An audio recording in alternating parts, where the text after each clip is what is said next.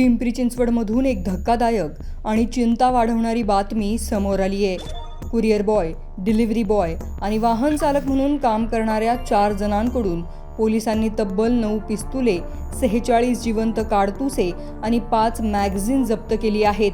जवळपास 8 लाख रुपयांचा हा अवैध शस्त्रसाठा हस्तगत करण्यात आला असून या कारवाईमुळे शहरात एकच खळबळ उडाली आहे.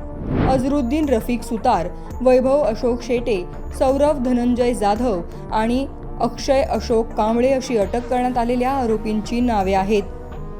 पिंपरी चिंचवड गुन्हे शाखेच्या पोलिसांनी या आरोपींना अटक केली.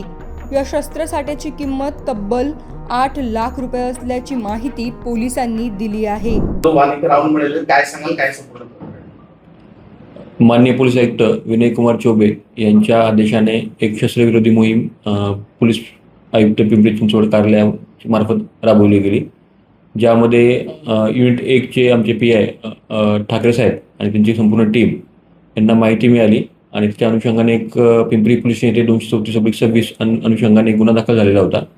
सदर गुन्ह्याचा तपास हा युनिट 1ने केला आणि त्या गुन्ह्याच्या पुढील तपासामध्ये आपले 9 वेपन्स जे देशी कट्टे होते, 5 अतिरिक्त मॅगझिन आणि 45 राऊंड जिवंत राऊंड आपल्याला त्याच्यामध्ये 4 आरोपींकडून ताब्यात घेण्यात आले. त्याच्यामध्ये 4 आरोपींना आपण अटक केलेली आहे आणि अजून पुढील तपास चालू आहे. तर या आरोपींचं बॅकग्राऊंड काय आहे, त्यांचं मोडस ऑपरेंडी काय? सदर आरोपी जे आहे ते मुख्यतः रोजंदारी काम करत आहेत. कोणाचंही काही महत्त्वाचं विशेष काम नाही आहे. काही डिलिव्हरी बॉय आहेत, काही ड्रायव्हर आहेत, अशा पद्धतीने सगळे कामाला आहेत.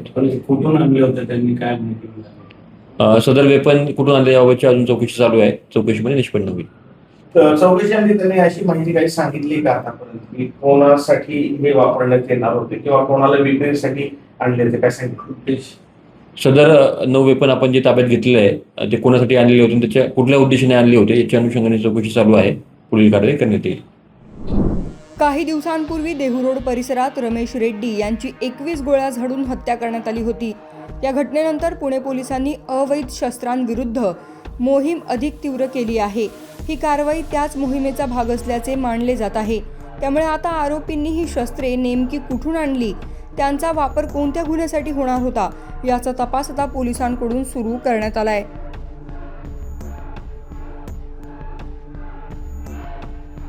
शहरात अवैध शस्त्रांची विक्री करणारे मोठे रॅकेट कार्यरत आहे का याचाही पोलीस तपास करत आहेत. पुण्याहून किरण शिंदेंचा रिपोर्ट, लोकमत.com.